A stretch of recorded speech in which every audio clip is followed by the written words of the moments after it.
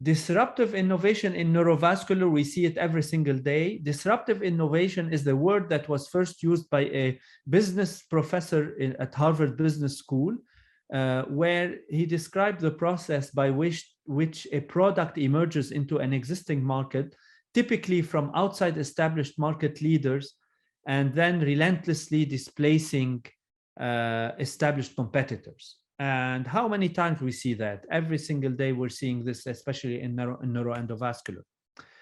One of the disruptive innovation is the way we treat aneurysms. So this is how we used to treat aneurysms 10, 15 years ago.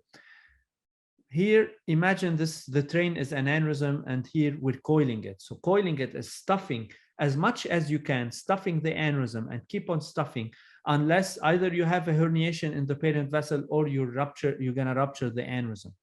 And this is how we used to treat all the aneurysms when you're gonna do the endovascular way. It's just coiling.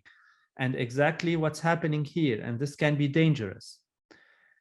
The first disruptive innovation that came in endovascular was 10 years ago with flow diversion and pipeline. I'm sure you've heard of pipeline or flow diversion. So this is an aneurysm. We don't go in the sac anymore. All we need to do is stay in the parent vessel, and we need to treat the parent vessel only. So this is the microcatheter that we're parking at the parent vessel. And then we're gonna come up with this device that we're deploying. This is a type of stent called flow diverter. It's a thick mesh. It will prevent blood flow from going in the aneurysm. It creates stasis of contrast in the aneurysm. And this will cause the aneurysm to thrombose and remodeling of the parent vessel. This is the theory of that the disease is not the aneurysm, the disease is the parent vessel. If you take care of the parent vessel, you treat the disease. So you see here the stasis of contrast, and then the aneurysm will thrombose. This is, for example, in vitro, you see an aneurysm without any flow diversion, and you see the coefficient of washout, how it drops down quickly. As compared here, when we place the flow diversion, see the difference.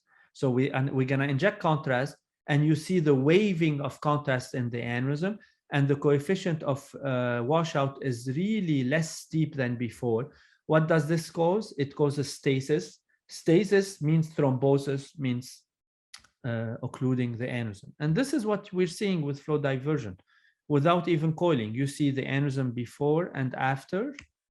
You see all those things. You see the aneurysm before, stasis of contrast, and then at follow-up angiogram, completely gone. And then we've learned a lot since the beginning that there is a learning curve. This is showing, this is one of the earliest paper and one of the most cited paper we've published, where we divided our cases into the first third, the second third, and the third third, and you see that the complication rate dropped dramatically. Hey everyone, Ryan Rad here from neurosurgerytraining.org. If you like that video, subscribe and donate to keep our content available for medical students across the world.